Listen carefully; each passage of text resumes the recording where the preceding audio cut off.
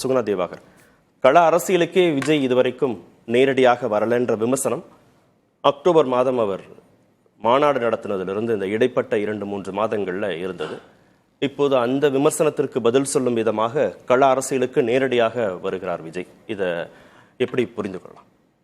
அதான் நீங்க சொன்னது மாதிரி பரந்தூர் விமான நிலையத்துக்கு எதிரான போராட்டங்கிறது 900 நாட்களை தாண்டி போயிருச்சு. இப்போ விஜய் கட்சி பெயரை அறிவித்து, கட்சி தொடங்க போவதாக பெயரை அறிவித்து கிட்டத்தட்ட 1 வருடம் ஆக போகிறது. பிப்ரவரி 2ஆம் தேதி அவர் அறிவித்தார். இன்னும் ஒரு 2 வாரங்களில் 1 வருடம் ஆக போகிறது. அப்போ கிட்டத்தட்ட ஒரு 365 நாளை நெருங்க போகிறது. அந்த 900 நாட்கள் நடைபெறக்கூடிய போராட்டத்தில் முதல் முறையாக அவர் அப்படியான ஒரு நிலைப்பாட்டை எடுக்கிறார் அப்படிங்கிறது. இப்போ பரந்தூர் விமான நிலையம் போராட்டம் சரியா தப்பா, அதில் அரசுடைய நிலைப்பாடு, எதிர்ப்புடைய கோரிக்கைகள், அதை தாண்டி இப்போ விஜய் முதலாக ஒரு களத்துக்கு வருகிறார் அப்படிங்கிறது ஒரு விவாத பொருளாகக்கூடிய அளவுக்கு இருக்குது அப்படின்னு சொன்னாலே அந்த அரசியல்ங்கிறது எப்படிப்பட்ட அரசியல் அப்படிங்கிற ஒரு விமர்சனம் இருக்கிறது. இப்போ இதே நேரத்தில் நம்ம இன்னொரு விஷயத்தையுமே நம்ம பார்க்கிறோம். என்னன்னா, பொதுவாக விஜய் மீது வைக்கப்படக்கூடிய குற்றச்சாட்டு என்ன அப்படின்னா, ஒன்று அவர் எப்போதாவது மேடைகளை தோன்றி பேசுகிறார், அல்லது அறிக்கைகள் விடுகிறார், அல்லது ட்விட்டரில் மட்டும் அறிக்கைகள் போடுகிறார். அது எல்லா பிரச்சனைகளுக்கும் அவர் அறிக்கைகள் விடுவது கிடையாது. ஒரே ஒரு முறை பெரியாருடைய பிறந்த நாளுக்கு நேரடியாக போய் மாலை செலுத்தினார். மற்ற எல்லாமே அவங்களுடைய கொள்கை தலைவர்னு சொல்லக்கூடிய எல்லாருக்குமே கூட வீட்டிலேயே அவர் புகழஞ்சலி செலுத்துகிறார் அப்படிங்கிற விமர்சனங்கள், களத்திற்கு வருவதில்லை அப்படிங்கிற ஒரு விமர்சனம். இப்போ சமீபத்தில் பெரிய அளவில் பரபரப்பாக போய் கொண்டிருப்பது பெரியாரை பற்றிய சீமானுடைய விமர்சனங்கிறத தாண்டி அது ஒரு அவதூறு தான். அப்படி இருக்கக்கூடிய சூழலில் அவருடைய விஜய் தன்னுடைய மாநாட்டிலே கொள்கை தலைவர்களாக 5 பேரை அறிவிக்கிறாரு. அதில் மிக முக்கியமானவர்கள் அம்பேத்கரும் பெரியார். அம்பேத்கர் பற்றி அமித்ஷா பேசிய போது கூட எல்லா கட்சிகளுமே கடுமையான எதிர்வினைகள் எல்லாம் செய்த பிறகு, நாடாளுமன்றத்தையே எதிர்கட்சிகள் முடக்கிய பிறகு, இங்கே தமிழ்நாட்டில் திமுக போராட்டம் நடத்தியது, விடுதலை சிறுத்தைகள் கட்சி தலைவர் தொல் திருமாவளவன் ஆரம்பித்து எல்லாருமே கண்டித்ததற்கு பிறகு ரொம்ப தாமதமாகத்தான் ஒரு ட்விட்டரில் அவர் பதிவு போட்டார். ஆனால் இன்னொரு கொள்கை தலைவர் சொல்லப்படக்கூடிய பெரியார், அவரை சீமான் பெரியாரே சொல்லாத ஒரு விஷயத்தை சொல்லுகிறார்.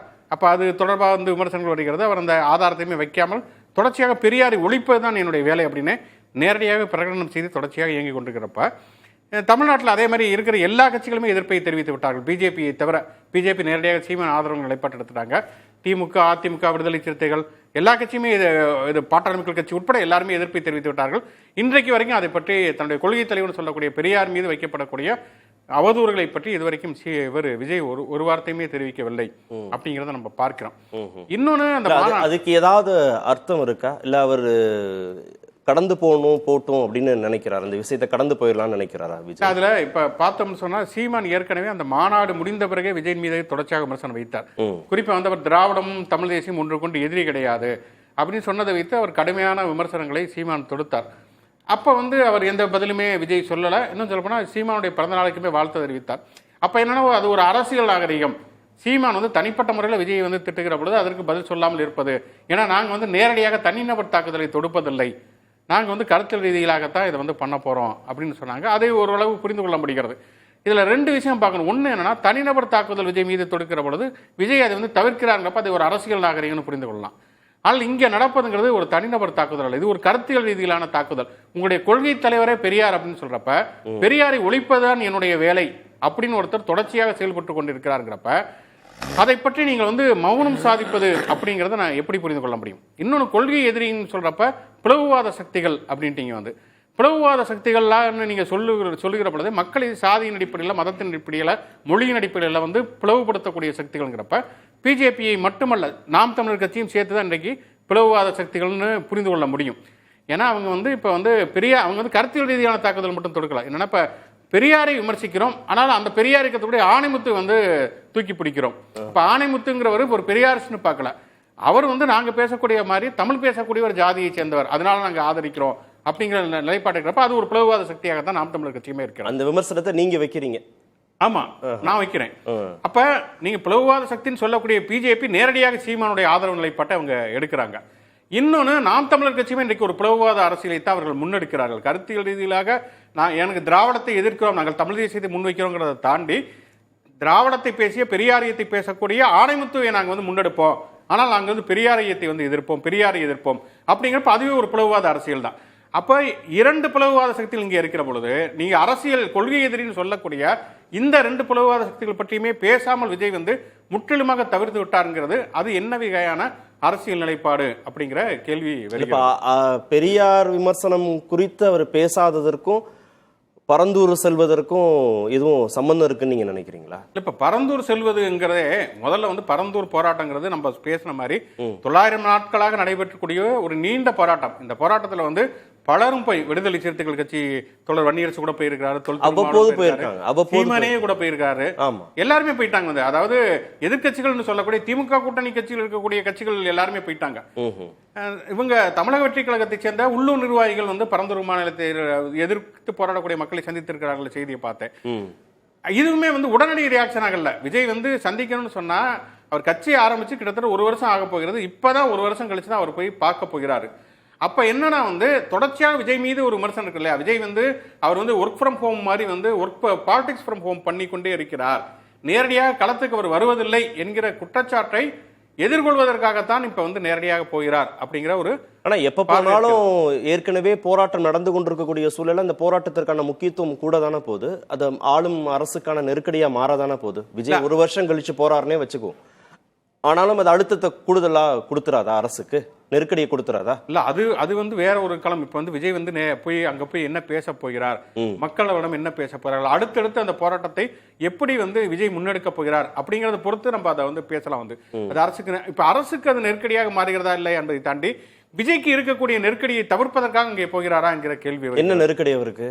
அதுதான் இந்த விமர்சனங்கள் வருது இல்லையா? விஜய் வந்து ஒர்க் ஃப்ரம் ஹோம் மாதிரி பாலிடிக்ஸ் ஃப்ரம் ஹோம் செய்து கொண்டே இருக்கிறார். அவர் வந்து மிக முக்கியமான பிரச்சனைகளுக்கு கருத்து தெரிவிப்பதில்லை, களத்திற்கு வருவதில்லை, கள அரசியலை தவிர்க்கிறார். இப்ப வெள்ளத்தில் பாதிக்கப்பட்ட மக்களுக்கு வந்து வீட்டுல கூப்பிட்டு அவர் நிவாரணம் செய்கிற பொழுது ஒரு விமர்சனம் வருகிறது.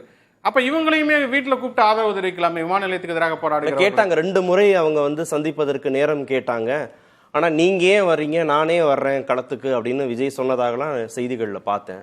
ஒருவேளை அவங்க கேட்டு அது மரியாதையாக இருக்காது, அவங்க அழைத்து பேசுறா நாமே போராட்ட களத்திற்கு போகலாம்னு கூட திரு விஜய். ஒருவேளை இந்த விமர்சனம் வராமல் இருந்தால், இப்ப வெள்ளத்தால் பாதிக்கப்பட்ட மக்களுக்கு வீட்டுல கூப்பிட்டு நிவாரண உதவிகள் கொடுக்கறப்ப அப்போ யாருமே இந்த விமர்சனம் பண்ணாமல் கடந்திருந்தால் அது கூட நடந்திருக்கலாம். போராடக்கூடிய மக்களை வீட்டுல அழைச்சு கூட ஒரு ஆதரவு கொடுத்திருக்கலாம். அப்ப அது ஒரு விமர்சனத்துக்கு உள்ளாக்குகிற பொழுதுதான் இப்ப வந்து இவர் நேரடியாக போகிறாராங்கிறது. இப்ப பரந்தூர் விமான நிலையம் அப்படிங்கிற பிரச்சனையை மட்டும்தான் வைத்துதான் இவர் வந்து போகிறாரா அப்படிங்கிறத தாண்டி இவருடைய அரசியல் இருப்பு என்பதை இன்னைக்கு காட்டிக்கொள்ள வேண்டிய ஒரு அவசியம் இருக்கிறது. தேர்தல் வரப்போகிறது, கூட்டணி அமைய போவதிலிருந்து ஆரம்பிச்சு மற்ற எல்லா கட்சிகளுமே ஆக்டிவா தான் இருக்கிறாங்க. அப்படி இருக்கக்கூடிய சூழல்ல தான் ஒரு ஆக்டிவாக இல்லாத விஜய் முதலாக களத்திற்கு போகிறார். இன்னொன்னு பார்த்தோம்னா, ஒருத்தர் முதலாக ஒரு கட்சியை ஆரம்பிக்கிறப்ப நம்ம வந்து ஒரு பில்டப் கொடுக்கலாம். முதல்ல கட்சி ஆரம்பிக்கிறாரு, முதலாக மாநாடு தொடங்குகிறாரு, மாநாடு நடத்த போகிறாரு, முதலாக கொடியேறி. ஆனா இது எல்லா நகர்களுமே முதலே அதுதான் பண்ண போறாரு, இதுதான் பண்ண போறாங்கிற மாதிரியே இருக்கு. வந்து அதாவது கட்சியினுடைய பெயரை அறிவித்த பிறகு எந்த தேர்தலுமே போட்டியிடல. நடக்க போகக்கூடிய ஈரோடு இடைத்தேர்தல் வரைக்குமே, ஈரோடு கிழக்கு தொகுதி இடைத்தேர்தல் வரைக்குமே இவங்க போட்டியிடல. சரி, ஓகே, அதை கூட நம்ம புரிஞ்சுக்கலாம், சட்டமன்ற தேர்தலில் தான் குறிவிக்கிறாங்க. அதுக்கப்புறம் சில மாதங்கள் கழித்து தான் கட்சியினுடைய கொடியை வந்து அறிமுகப்படுத்துகிறார்.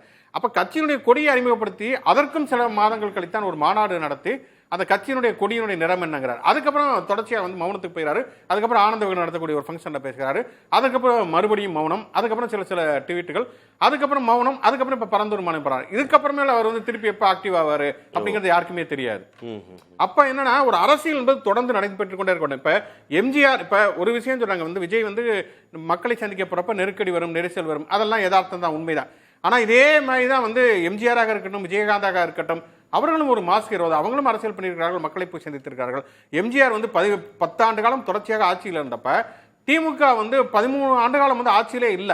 அந்த திமுக எப்படி உயிர்ப்போட இருந்ததுன்னா தொடர்ச்சியாக கலைஞர் செயல்பட்டு கொண்டே இருந்த ஆட்சி வருது இல்லை இருந்ததுனால. ஆமா, அப்போ ஒரு கட்சிங்கிறது வந்து நீங்க உயிர்ப்போட இருக்கணும்னா தொடர் நடவடிக்கைகள் ஈடுபட வேண்டும். அப்படி இல்லைன்னு சொன்னா அந்த கட்சி எப்படி உயிர்ப்போட இருக்கும் அப்படிங்கிறது அடிப்படையான ஒரு கேள்வி.